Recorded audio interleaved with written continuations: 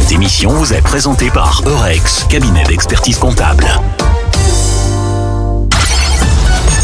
Les clés pour valoriser son patrimoine et créer de la valeur, on passe à l'action avec Fabien sur Radio Grand Lac. Bienvenue sur Radio Grand Lac 92.1 pour une nouvelle émission. On passe à l'action et on a le plaisir et l'honneur d'accueillir aujourd'hui Arnaud Vivier. Bonjour Arnaud, comment tu vas ? Je vais extrêmement bien et c'est moi pour qui c'est un honneur d'être avec toi, Fabien. C'est un grand plaisir d'être avec vous aujourd'hui. Eh ben super. Donc l'idée, c'est de te faire découvrir à nos auditrices et auditeurs ta manière de travailler, qui tu es, et puis surtout le rôle que peut avoir un expert comptable dans le contexte actuel pour accompagner ses clients, ses dirigeants, ses particuliers. Alors, on va commencer par une question super facile, Arnaud. C'est un peu la marque de fabrique de cette émission. Comment tu vois, toi, aujourd'hui, un petit peu l'évolution du métier d'expert comptable ? Parce que nos auditrices et auditeurs qui nous écoutent avec attention, ce sont des chefs d'entreprise, des dirigeants actionnaires, et ils ont tous un expert comptable et ils ont pu voir évoluer le métier. Et ils aimeraient bien savoir un petit peu comment toi tu vois ce métier-là et comment tu le perçois dans les années à venir. Ouais. Alors c'est marrant que tu me poses cette question parce que j'ai un grand garçon de 18 ans qui justement voyant que j'étais passionné par mon métier et nécessairement préparant Parcoursup m'a posé à peu près la même question il y a de ça quelques mois. Et il m'a demandé comment ça sera ton métier dans quelques mois et dans quelques années. Et je lui ai répondu exactement que je savais pas vraiment. Parce que on est vraiment un des métiers qui va être le plus impacté, un de ceux qui va être le plus impacté par la réforme de l'intelligence artificielle, par la digitalisation, par la numérisation, par tous ces événements-là. Et donc, ce que ça va devenir dans l'avenir, j'en sais rien. Aujourd'hui, donc, expert comptable, on est au tout départ, on est une interface entre l'administration et les chefs d'entreprise. La première étape, c'était ça. Les chefs d'entreprise ont des obligations juridiques, fiscales, sociales. Et le premier rôle des experts comptables, c'était d'être leur interface entre tous ces organismes dont les règles sont parfois extrêmement compliquées et un peu incomprises par les personnes d'une manière générale. Et voilà, notre formation consistait à faire ça. Le métier a de plus en plus évolué et on devient de plus en plus en fait des consultants pour les dirigeants d'entreprise. Et finalement, aujourd'hui, l'idée, c'est de créer de la valeur pour les clients qui viennent nous voir et d'essayer de les accompagner en étant leur directeur financier, leur conseiller juridique, voilà, et d'intervenir à l'intérieur de cette sphère administrative, financière, juridique, à tous les niveaux, en termes de gestion, etc. Donc aujourd'hui, je pense que notre métier, il a beaucoup évolué. La technologie va continuer à le faire évoluer. Et je nous vois plus les experts comptables comme des chefs d'orchestre qui ont des compétences en interne au sein de leur cabinet, en matière fiscale, comptable, déclaration, gestion, et qui, pour les compétences qu'ils n'ont pas, vont aller les piocher autour dans leur réseau pour pouvoir offrir à un dirigeant d'entreprise qui n'a pas forcément les moyens de s'offrir tout un service de direction financière d'un grand groupe, tout le panel des services dont il peut avoir besoin au quotidien pour gérer sa boîte. Alors, c'est vrai qu'aujourd'hui, dans le contexte, tout le monde fait attention aux coûts. C'est-à-dire que moi, je suis un chef d'entreprise, j'ai une structure, je fais attention à ma masse salariale, je fais attention au prix auquel j'achète mes matières premières pour les transformer. Et donc, je vais être aussi attentif aux coûts et aux honoraires de mes conseils, experts comptables, avocats, banquiers privés. Quand tu dis justement que tu cherches à créer de la valeur en tant qu'expert comptable auprès de tes clients, concrètement, par rapport à un dirigeant qui te dirait Arnaud, vous êtes sympa, mais pour moi, vous êtes juste quelqu'un qui rentrait des chiffres dans une machine et qui, avec tes mots, c'est ce que tu as dit quand tu dis faire l'interface, finalement, sert juste à produire un bilan et un compte de résultats. Comment concrètement, cette manière de créer de la valeur et donc de justifier des honoraires se manifeste et s'est manifesté dans ta carrière professionnelle ? Si ma seule intervention consistait encore, comme ça a pu être le cas à une certaine époque, et où c'était totalement admis, et où ça suffisait à beaucoup de gens. Ma seule intervention consiste à produire du bilan, et à produire de la déclaration fiscale ou sociale, et à la transmettre aux organismes. Il n'y a aucun moyen de différenciation. Aujourd'hui, bien entendu, avec les autres experts comptables, et demain, et quand je dis demain, c'est pour pas dire aujourd'hui, avec des logiciels qui fonctionnent déjà en parfaite autonomie et pour lequel un dirigeant lambda, mais sans jugement de valeur, pourrait tout à fait, en se formant un petit peu, réussir à avoir quelque chose de pas totalement équivalent, mais de relativement proche. Donc effectivement, à partir du moment où tu ne crées pas de valeur, tu n'as rien à vendre. En revanche, les déclarations fiscales, par rapport à de l'optimisation, à une recherche d'amélioration des déclarations, la gestion, la comptabilité qui va nous permettre d'améliorer la gestion, d'orienter nos clients en termes de choix stratégiques, qui vont nous permettre d'alerter les clients par rapport à des grands ratios financiers qui ne seraient pas respectés, qui vont nous permettre de créer des business plans pour leur permettre d'aller chercher des fonds ou de s'interroger quant à la gestion de leur entreprise en leur permettant d'avoir des tableaux de bord qui leur disent où est-ce qu'ils doivent aller pour que ça fonctionne et en ayant des alertes quand ils sortent du cadre, etc., etc. À tous ces niveaux-là, il y a de la valeur à créer. Et ça, par contre, c'est là où on peut intervenir en termes d'expertise. Moi, je dis toujours à un client, si je vous annonce votre résultat en avril 2025 pour l'année 2024, c'est que j'ai raté quelque chose. C'est qu'il y a un problème, j'ai pas fait mon rôle. Normalement, si on met les choses en place, en juin 2024, je dois déjà savoir à peu près où est-ce qu'on va atterrir en décembre 2024. Et là, je suis dans mon rôle. Là, je suis dans le rôle de quelqu'un qui ne parle pas à mon client de son passé, mais qui lui parle de son avenir. C'est ça l'objectif. Ouais, donc c'est assez clair sur l'approche un peu directeur administratif et financier. C'est vrai qu'on sent que dans les TPE et PME françaises, il y a parfois des trous dans la raquette sur le sujet justement financier. Alors c'est assez logique puisque vous pouvez pas être au four et au moulin et vous avez pas les moyens de vous payer un très bon directeur administratif et financier. Et c'est là où le rôle de l'expert comptable se manifeste. Est-ce que si tu devais peut-être illustrer pour les dirigeants d'entreprise qui nous écoutent un exemple, une anecdote où tu t'es comporté comme un directeur administratif et financier, où tu as eu une action qui justement a eu un vrai impact auprès des clients. Si tu devais leur illustrer ou leur donner un exemple. Il y en a énormément en fait. Il y en a énormément parce que surtout en ce moment. Alors s'il fallait en choisir une. Je vais t'en choisir une. Surtout en ce moment, à un moment où on est dans des zones de turbulence et assez graves, et notamment dans le BTP. C'est un moment extrêmement important où effectivement tu vois dans une société lambda, classique, BTP, structure assez importante, tu vois la trésorerie s'effriter petit à petit, tu vois les banquiers reculer de plus en plus, certaines banques qui sont notamment qui courent beaucoup de risques sur le BTP, qui sont vraiment très orientés là-dessus, se retirer leurs billes de plus en plus. Et donc, toi, tu es là avec ton client à dire, bon, aujourd'hui, on doit réussir à pérenniser la société. Donc, première étape, comment est-ce qu'on va faire pour aller chercher d'autres formes de crédit que les banques ne veulent pas nous octroyer? Donc, ça va être des leaseback, pour ceux qui connaissent, c'est-à-dire refinancer des biens immobiliers. Ça va être rechercher du DAI, de l'ITRESO sur la BPI, etc., etc.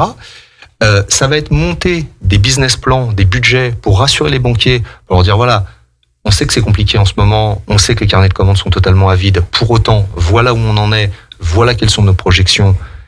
Et ensuite, faire des tableaux de bord récurrents et périodiques pour leur dire voilà, on tient ce qu'on s'est dit. Et avec une visualisation de la trésorerie, ça permet de calmer tout le monde, ça te permet de calmer les banquiers. Donc je l'ai vécu très récemment où les banquiers se disent ok, il y a quelqu'un en commande. Ça va pas bien en ce moment, mais il y a certains secteurs en ce moment pour qui on peut se demander pour qui ça va bien. Ça va pas bien en ce moment, mais ok. Le dirigeant d'entreprise et ses conseils, parce que je suis pas seul, je suis rarement seul. Nos amis avocats sont souvent avec moi. Les banquiers moi je suis entouré de banquiers qui sont vraiment des gens incroyables, quoi. Et ils sont là, ils voient qu'il y a quelqu'un en commande. Il voit qu'on a un chemin, il est clair, voilà, il est pas trop ambitieux, il est objectif, on sait qu'on peut l'atteindre, et voilà. Et donc typiquement, on l'a mis en place très récemment dans le BTP, dans des sociétés où on a réfléchi aux modalités de financement et où on a accordé avec les banques, on s'est mis d'accord avec les banques sur des plans à suivre et où elles nous ont fait confiance. D'accord, donc cette capacité en fait à aller modéliser la trésorerie, la projeter, l'argumenter pour montrer quelque part que avec la masse qui est en gestion, il y a une bonne compréhension de celle-ci et que finalement il y a cette capacité à suivre presque au micron le développement et la vie au courant de l'entreprise. Je sais pas si tu es comme moi, enfin je pense que tous nos auditeurs sont un peu comme moi. Ce qui fait peur, c'est ce qu'on ne matérialise pas, ce qu'on ne conçoit pas, ce qu'on n'arrive pas à voir. À partir du moment où tu as mis sur le papier le problème et où tu as mis en place les solutions et que tu les as modélisées, alors après, tu peux arriver à la conclusion qu'il n'y a pas de solution, hein, et auquel cas, typiquement dans notre réseau, on a aussi des administrateurs judiciaires et d'autres services pour dire il n'y a pas de solution, en tout cas classique. On va vous accompagner vers un administrateur judiciaire sur du mandat ad hoc, sur des choses un peu plus spécifiques, pour vous permettre d'obtenir des gains de temps un peu plus importants et pour aller travailler un petit peu différemment la trésorerie de votre société, obtenir des délais, des moratoires, des choses comme ça. Mais le mettre sur le papier et regarder objectivement, en fait, je dis toujours à mes clients, la comptabilité et les chiffres, c'est un peu pénible, mais ça a quand même une énorme vertu. C'est que tu peux pas les faire mentir. C'est qu'à un moment ou à un autre, on a tous fait des business plans sur des tableaux Excel où certains clients, parce qu'ils ont envie d'y croire, c'est très très légitime, te disent non mais mets mon chiffre d'affaires à plus 10%, par contre ma masse salariale tu la mets à moins 10% pendant les 12 prochains mois et regarde, tu vois, ça passe. Ouais, ça passe, d'accord, mais chez qui ça se passe comme ça, quoi? Enfin, je veux dire, ok, on s'est fait plaisir, on l'a écrit sur un tableau Excel, je peux l'envoyer à plein de gens, etc. Mais d'accord, mais t'es bien conscient que les 12 prochains mois ne vont pas se passer comme ça. Donc, mieux vaut écrire, et c'est ce que nous demandent nos clients, mieux vaut se mettre face à la réalité, définir quel est ton seuil de rentabilité, ton point mort, définir ce que tu dois atteindre, et analyser les choses avec beaucoup d'objectivité et de lucidité, et se dire, voilà les choses à mettre en œuvre. Parfois, elles sont très agréables, parfois, elles le sont un peu moins. Et c'est là où on a vraiment quelque chose à apporter à nos clients. Oui, bien sûr. Ce rôle de sparring partner et pas simplement de producteur, comme tu l'as dit, de liasse fiscale et de compte de résultats, c'est clairement quelque chose de décisif aujourd'hui parce que, en fait, entre quelqu'un qui a un bon business et qui n'est pas accompagné et quelqu'un qui a un bon business et qui est accompagné, les écarts à l'arrivée peuvent être énormes parce que on peut plus trop se permettre dans un contexte où les prix de l'énergie augmentent, où il y a un peu moins de chiffre d'affaires à se partager, de gaspiller des euros de trésorerie qui auraient pu être mieux optimisés. L'allocation du capital, l'allocation de la ressource, elle est aujourd'hui décisive. Et en fait, le rôle de l'expert comptable, effectivement, c'est d'y contribuer, comme tu l'as expliqué. Soit en termes d'assistance à la gestion, et donc mettre en place des choses très claires pour permettre aux dirigeants d'entreprise, dont c'est pas le métier, je veux dire, on pourrait le noyer sous les chiffres, etc. Nous, on essaye de mettre en place des choses très simples, très interconnectées avec leur comptabilité, qui leur permettent, dans des laps de temps très courts, d'avoir de l'information financière qui soit assez sûre et certaine, pas à l'euro près, enfin c'est pas l'objectif, mais en tout cas qui leur permettent de très vite dessiner la tendance. Donc ça, c'est le premier point. Et puis le deuxième, c'est effectivement, tu l'as très justement dit, mon client, ce n'est pas l'administration fiscale. Je me dois de faire respecter les règles, mais mon client, ça reste le chef d'entreprise. Donc, à moi aussi, dans les options qui peuvent se présenter à un client, ça reste des options, de trouver aussi le chemin qui va être celui qui va correspondre le mieux aux besoins de la société. Oui, bien sûr. Alors, tu es expert comptable associé dans une structure à Grenoble. Totalement. Et pas que. C'est bon, j'ai bien révisé mes fiches. Comment tu perçois un petit peu l'écosystème grenoblois? Comment tu le définirais, l'économie grenobloise? Alors, pour que les auditrices et auditeurs comprennent, votre serviteur, vous en souvenez, est grenoblois, donc forcément, Arnaud, qui travaille à Grenoble, va avoir doublement raison de dire des choses positives sur Grenoble. Déjà parce qu'il est face à un grenoblois et parce qu'il y travaille. Allez Arnaud, la parole est à toi. C'est amusant ce que tu dis parce que je pense qu'on a un biais dans notre vision quand on est grenoblois. On se rend pas compte à quel point Grenoble est particulier. C'est vraiment un lieu, en termes d'activité, qui est assez incroyable. On a un réseau d'entreprises qui est phénoménal, on a un vrai réseau de banquiers, On a de vrais bons consultants, avocats, experts comptables, etc. Et je ne me glisse pas que moi dans le tas. D'ailleurs, très longtemps, les big cabinets, ce qu'on appelle les grands cabinets, les big, ont eu du mal à intégrer la région grenobloise parce qu'il y avait vraiment un tissu local qui était là. Et l'activité économique à Grenoble, elle est quand même très particulière. Quand tu vas ailleurs, tu te rends compte qu'on est un petit peu dans une bulle et on a des fois du mal à s'en rendre compte. Typiquement, le cas le plus classique, c'est quand tu essaies de recruter un salarié, quoi. Enfin, tous les employeurs grenoblois, voilà. Des fois, tu discutes avec des amis à toi dans d'autres régions et où on t'explique que tel comptable est au chômage depuis 6 mois. Tu le regardes avec des yeux grands ouverts et tu dis, il y a des comptables au chômage dans d'autres régions alors, parce que chez nous ça n'existe pas, quoi. Enfin, et c'est vrai que Grenoble et puis je pense que les Savoies c'est exactement la même chose. Grenoble est très particulière en termes d'activité. Il y a vraiment une énergie géniale. Moi j'adore, c'est un vrai plaisir. Je suis arrivé à Grenoble en 2002. C'est un véritable plaisir de travailler à Grenoble. C'est la parfaite taille en termes de ville. C'est ni trop grand qui fait que tu es une personne parmi tant d'autres et au final où tu rencontres jamais des gens que tu connais. Chaque fois que tu vas dans un lieu à Grenoble, tu tombes face à quelqu'un que tu connais d'une manière ou d'une autre, quoi. Ça c'est très amusant. Grenoble est un village. Enfin, j'enfonce des portes ouvertes, mais tout le monde le sait. Et en même temps, c'est suffisamment grand pour qu'il y ait énormément d'activités et de choses à faire. En plus, on a une région merveilleuse autour. Je suis grand fan de la montagne, donc c'est une région incroyable, quoi. Bon, écoute, je ne peux que souscrire à tout ce que tu viens de dire sur Grenoble, hein, évidemment.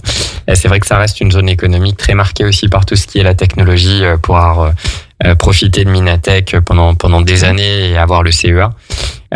Si tu en es d'accord, Arnaud, je te propose qu'on prenne une petite pause musicale, enfin une pause musicale, avec plaisir, avec DJ Jean-Pierre Germain au platine, et que nous nous retrouvions, si cela te convient, dans quelques minutes pour continuer sur justement comment tu vois un petit peu l'économie et comment l'expert comptable a son rôle dans le développement d'une entreprise. Le son de votre quotidien.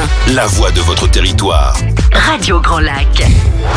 Cette émission vous est présentée par Eurex, cabinet d'expertise comptable. Les clés pour valoriser son patrimoine et créer de la valeur, on passe à l'action avec Fabien sur Radio Grand Lac. De retour sur Radio Grand Lac 92.1, nous sommes avec Arnaud, expert comptable d'une société dont il nous parlera à la fin de cette émission, une société d'expertise comptable. Arnaud, on a abordé le rôle de l'expert comptable et son angle de directeur administratif et financier possible dans une entreprise. Force est de constater, si on passe un peu du coq à l'âne, que le contexte n'est pas toujours aussi évident pour les petites et moyennes entreprises et les TPE, parce qu'elles font face à une augmentation de leurs coûts, à une réduction de leur chiffre d'affaires. Quel est le rôle d'un expert comptable lorsque... Prenons un exemple, moi je suis un chef d'entreprise et je commence à avoir des difficultés pour rembourser les emprunts bancaires que j'ai souscrits pour acheter une machine-outil, pour renouveler mon parc automobile. Quel va être le rôle concret déjà, est-ce que c'est le rôle d'un expert comptable de venir accompagner le client et comment tu vas le faire? C'est totalement le rôle d'un expert comptable. L'expert comptable, il doit être là dans les bons moments comme dans les mauvais, ça, il n'y a pas de débat. Premièrement, la première chose la plus importante dans cette situation-là, c'est déjà de rendre la chose la plus, la plus objective possible. Sortir tout ce qui peut être anxiogène de tout ça pour en revenir à une réalité chiffrée. Et là, on est dans notre métier. C'est-à-dire que là-dedans, il va y avoir énormément de fantasmes. La plupart des chefs d'entreprise, et forcément, quand tu commences à te dire je vais pas pouvoir rembourser, j'étais avec des sociétés il y a pas très très longtemps où la directrice financière t'appelle totalement inquiète en disant je suis bloqué, je vais pas pouvoir payer tel et tel fournisseur, je suis en difficulté. Premièrement, c'est faire un état des lieux précis de la situation. Donc, quelle est la situation en termes de résultats, quelle est la situation en termes de trésorerie, et analyser quelle est la vérité du problème. Est-ce que c'est un problème temporaire? Est-ce que c'est un problème juste sur l'instant? Un client met du temps à te payer, une vente met du temps à se déboucler, etc., etc. Ou est-ce que c'est un problème récurrent? Est-ce que j'ai perdu un client, par exemple? Exactement. Est-ce que la société, elle est naturellement déficitaire et le problème que tu as aujourd'hui, si on ne prend pas des décisions drastiques, on pourra essayer de faire du bricolage financier et en termes de trésorerie en demandant au banquier de venir nous aider, etc., etc., plein d'autres solutions que je vais te lister ensuite. Mais ça sera que du bricolage parce que de toute façon, il n'en demeure pas moins que chaque jour qui passe, tu perds de l'argent. Effectivement, si tu vas pas régler le problème, si le dirigeant roule en A6 et tu lui dis de rouler en A4. Totalement. Mais des fois, moi, je suis face à des sociétés où, parce que c'est pas forcément, alors, il y a des dirigeants d'entreprise qui sont brillantissimes là-dedans et où, effectivement, ils savent précisément où ils gagnent de l'argent et où ils en perdent. Et puis, il y en a d'autres parce que pris dans le quotidien, pris dans l'urgence, la tête dans le guidon, ils n'arrivent pas à relever la tête à un moment et se dire, OK, mais là, je fais tant de chiffre d'affaires et en fait, ce chiffre d'affaires à faire me coûte tant à produire. Et finalement, en fait, chaque jour où je vais bosser, je perds du pognon. Ça, c'est déjà le premier point. Se dire, quelle est la situation? Est-ce que c'est une situation structurelle et auquel cas, c'est pas uniquement en allant voir le banquier, en tapant à sa porte, parce que de toute façon, le banquier, il va te demander de faire cette préanalyse pour améliorer la situation, parce que sinon, il sait très bien qu'il va remplir un seau qui est percé et que donc de toute façon, ça ne fera qu'empirer. Voire même pire, toi, tu vas conseiller à ton client de réinjecter de l'argent dans sa boîte, argent qui sera perdu dans quelque temps. Donc ça sert strictement à rien. Voilà. Donc faut avoir, la lucidité de lui dire la situation est comme ça.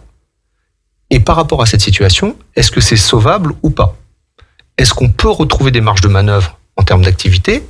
Ou est-ce que effectivement, parce que tu es passé en dessous d'un certain volume de chiffre d'affaires et que ton activité, elle nécessite un certain volume de coûts fixes, donc tu n'y arriveras pas. Voilà, il faut redéployer le chiffre d'affaires ou sinon ça ne passera pas, etc., etc.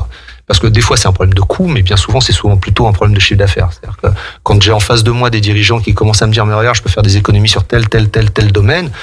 Tu dis oui, d'accord, tu peux faire des économies sur tel domaine, mais si la pente prise par le chiffre d'affaires, elle continue, de toute façon, la fin de l'histoire, ça reste la même. Et puis, ça, c'est la première chose à faire, la première situation. Analyser la situation et se demander si le métier est bénéficiaire ou s'il est déficitaire. Et s'il est déficitaire, est-ce qu'on peut le ramener à une situation bénéficiaire? Et puis ensuite, une fois que tu sais que le métier est sain, et que le dirigeant d'entreprise que tu as en face de toi, sa société gagne de l'argent, tu essaies de comprendre pourquoi elle a un problème de trésorerie à un instant T. Ça peut être encore une fois, et c'est bien souvent le cas, un problème de ce que nous on appelle le besoin en fonds de roulement, c'est-à-dire un problème de trop de stock à un instant donné, trop de créances clients à un instant donné, ou pas assez de dettes à un instant donné. Ça peut être un problème de volume de taux d'endettement. Ça peut être un problème d'investissement non financé par une banque, etc., etc., etc. Ça peut être un problème de délai client, etc. Alors après, quel est le panel qui s'offre à toi? Ça va on l'accompagne nous à faire de la relance client, à analyser ensemble ses stocks pour savoir quels sont ceux à rotation lente et dont il doit se séparer, mettre en place de la DAI, de la cession de créances, etc. pour pouvoir un petit peu réduire ce fameux besoin en fonds de roulement. Mettre en place des procédures de paiement de ses fournisseurs pour accroître, en tout cas le ramener à un délai raisonnable. Et puis ensuite, on a des tas d'autres choses. Ça va passer par négocier les dettes avec l'administration fiscale et l'administration sociale. Il y a des systèmes pour étaler ces dettes que beaucoup trop de chefs d'entreprise ne connaissent pas. Ça va être étaler les dettes bancaires éventuellement, s'il faut aller jusque-là, par le biais de procédures qui sont anonymes, donc qui ne te mettent pas en cause face à la commande publique ou face à des situations qui feraient que de toute façon, si demain tu es en redressement judiciaire, ça sert à rien de continuer. Voilà. Alors ça, c'est un point qui est très important, ce que tu dis sur la confidentialité des procédures. On a reçu ici Frédéric May, qui était le greffier du tribunal de commerce de Chambéry, et qui mentionnait justement que dans les procédures, il y a le mandat ad hoc. Exactement. Il va y avoir la conciliation et que c'est des procédures qui vont permettre de renégocier en tranquillité la durée et puis les modalités de paiement de la dette bancaire, et que ça va se faire dans une vraie confidentialité qui va quand même être utile pour le dirigeant d'entreprise. Mais totalement. C'est c'est un métier, et je le dis parce que moi aussi, il y a encore quelques temps, c'était un métier qui avait un certain a priori à mes yeux. Administrateur judiciaire, je suis proche d'une personne, effectivement, administrateur judiciaire que je salue. Et tu peux donner le nom si tu veux faire sa pub. Guillaume Jouet chez Agiop, je le salue. Et donc effectivement, ce sont des gens qui sont à l'écoute du chef d'entreprise. Alors, mais ils peuvent pas faire n'importe quoi, mais ils comprennent les problématiques d'un chef d'entreprise. Et si on est dans ce que je te disais, dans ce préalable de société bénéficiaire qui peut s'en sortir, mais qui est face à une difficulté temporaire et qui peut s'expliquer, ce sont des gens qui peuvent l'entendre et qui peuvent totalement aider. Et moi, je l'ai vu, j'ai été bluffé par le travail fait par ces gens. L'idée, c'est pas de flouer qui que ce soit. L'idée, c'est de donner un espace d'air à la société pour lui permettre de reprendre son souffle, de retrouver des marges de manœuvre et de repartir de l'avant. Et voilà. Et on a donc effectivement tout ce, comment dirais-je, tout cet environnement plutôt confidentiel. Et puis après, il y a une étape un peu qui va plus loin avec la sauvegarde, le redressement judiciaire et autres. Bah, c'est des étapes qui vont plus loin. Mais effectivement, on a tout un panel qui permet aux dirigeants d'entreprise d'avoir des solutions. Et en fait, je serais presque tenté de dire que la première limite, à partir du moment où c'est bénéficiaire, la première limite, c'est l'imagination. Ouais, bien sûr. Puis après, comme tu l'as dit, le rôle de l'expert comptable, c'est de faire le bon diagnostic. Parce que pour trouver une solution, il faut déjà avoir bien posé le problème. Exactement. Une fois que la problématique elle est cochée, elle est plus facile à traiter. Et c'est vrai que sur la question des procédures, mandat ad hoc, conciliation, ce qu'on cherche quand même à faire, c'est s'assurer que dans un premier temps, les difficultés de remboursement de la dette bancaire ne se propagent pas aux difficultés de paiement des fournisseurs. Parce que tant que c'est cantonné, entre guillemets, les problèmes de trésorerie au paiement de la dette, ça peut encore marcher. Mais quand vous avez les deux en même temps, là, ça commence à faire le barrage qui craque. Et le barrage de Tignes qui craque, généralement, ça donne pas des choses sympas pour les habitations en dessous. C'est exactement ça.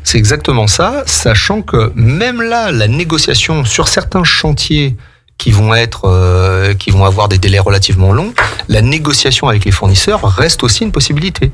C'est-à-dire de dire aux fournisseurs, tu m'accompagnes sur ce chantier-là, ok, je vais mettre 90 jours, 120 jours, etc. à produire et à être payé, mais par contre, j'aimerais que tu m'accordes les mêmes délais et qu'on y aille ensemble sur ce, voilà. Et que ce soit, encore une fois, effectivement, les banquiers, enfin, tous ces organismes-là ont des solutions à apporter aux sociétés en difficulté. Et en fait, bien souvent, on n'y accède pas parce qu'on a des a priori et parce qu'on ne sait pas que ça existe. Exactement, et puis parce qu'on n'a pas vraiment bien posé le problème également. Et je pense que le rôle de l'expert comptable, si je devais synthétiser ce que tu as dit avant qu'on passe sur un autre sujet, c'est que je pense que c'est à la fois quelqu'un qui va avoir pour objectif de mettre des chiffres sur un diagnostic. Totalement. Et ensuite derrière, d'aller orienter ou en tout cas accompagner la réflexion du client avec son carnet d'adresses. Si tu savais à quel point ça m'est arrivé souvent de rencontrer des chefs d'entreprise qui me disent « je ne comprends pas pourquoi je perds du pognon ». Mais c'est extrêmement fréquent. C'est-à-dire qu'ils n'ont pas eu... l'expert comptable avec lequel ils travaillaient leur sort un bilan, leur décrit, alors ils vont tous les chefs d'entreprise qui nous écoutent vont très bien comprendre cela, ils redescendent le compte de résultat. Alors, ça c'est mieux que l'année dernière, ça c'est moins bien que l'année dernière, et donc au final vous perdez temps. Et point. Et on se salue, et presque limite il lui dit la bonne nouvelle c'est que vous n'aurez pas d'impôt à payer. Et puis il le salue et puis il passe à autre chose. Ou la bonne nouvelle c'est que vous payez de l'impôt, c'est un signe de bon fonctionnement. Ou l'inversement. Voilà. Continuez à payer de l'IS, c'est très bien. Et c'est là où effectivement, c'est pas possible quoi. C'est pas possible de travailler comme ça. Alors, un autre sujet qui est d'actualité, qui intéresse nos clients, c'est la question de la facture électronique. Alors, on lit beaucoup de choses dessus. Qu'est-ce que tu pourrais nous dire sur la facture électronique ?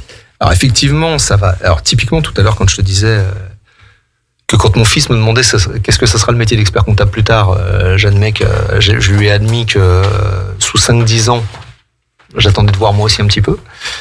On va être un métier qui va être totalement réformé, qui est totalement réformé par le biais de cette facture électronique et qui demain va être totalement bouleversé par l'intelligence artificielle, ça j'en suis convaincu.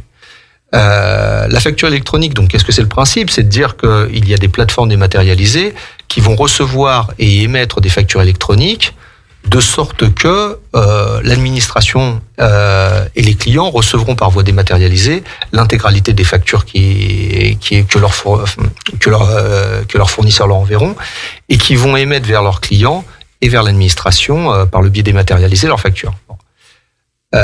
L'obligation, elle s'étend à partir de septembre 2026 pour les très grandes entreprises et à partir de septembre 2027 pour les ETI, PME et TPE. Dans leur intégralité, il n'y a pas de sociétés qui pourront y échapper. Donc nécessairement, ça va totalement bouleverser, cette émission de facture, cette réception, la relation avec l'administration, la relation avec l'expert comptable, la relation avec la banque. Tout ce jeu-là va être complètement changé. Ça va bouleverser notre métier, ça va le transformer en profondeur. Et à mon sens, avec énormément de bonnes choses, parce que on va gagner un temps fou en termes de gestion, en termes de qualité d'information, en termes de qualité de déclaration, etc. Et puis avec effectivement quand même quelques risques pour ceux qui ne jouaient pas bien le jeu jusqu'à présent, et de vraies obligations. Ok. Tu fais partie d'un cabinet d'expertise comptable qui s'appelle Numans. Exactement, on a changé de nom il y a un tout petit peu plus d'1 an. Qu'est-ce que tu peux nous dire pour les auditrices et auditeurs qui connaissaient pas ce cabinet du coup?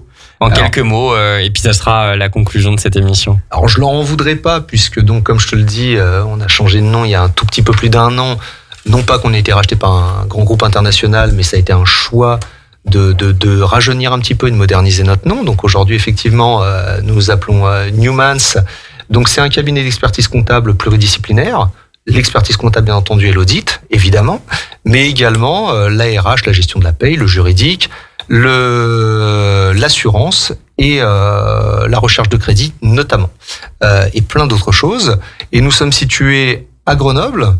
Nous avons un énorme pôle à Lyon qui est notre siège social, et puis également à Lille, Paris et Marseille. Ok, donc vous couvrez la quasi-totalité de la France, sauf l'Ouest, classiquement, voilà, comme beaucoup de...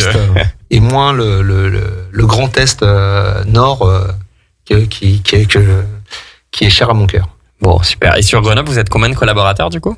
On est une bonne trentaine. Ok, donc ça fait de la ressource pour accompagner les dirigeants grenoblois. Ils sont les bienvenus. Et ce beau territoire de l'Isère, des Savoies de la Savoie et de la Haute-Savoie. Arnaud, merci beaucoup d'être venu nous voir. Merci Fabien.